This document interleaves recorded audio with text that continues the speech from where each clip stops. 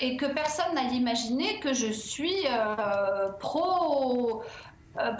La question n'est pas là. La question est qu'il ne faut pas se tromper lorsque l'on parle de quelque chose, il faut savoir de quoi l'on parle. Alors tout le monde est d'accord pour dire qu'il faut protéger les femmes battues et que certains maris sont des maris cogneurs. Ça, personne ne le dénie. En tous les cas, Simplement, vous condamnez l'emballement médiatique sur ce dossier, vous dénoncez... cet emballement médiatique parce Voilà. que cet emballement médiatique a fait l'affaire de certains qui y voient le moyen de mener un combat qui ne correspond pas à la réalité. On est en train d'instituer un véritable permis de tuer, si je comprends bien. C'est-à-dire qu'au prétexte qu'on est battu, dans n'importe quelle circonstance, on aura le droit de tuer son mari. Alors, finalement rétablir la peine de mort, d'une certaine manière. Alors, effectivement, le droit de tuer, c'est ce que beaucoup de personnes craignent s'il y a une réforme du concept de légitime défense.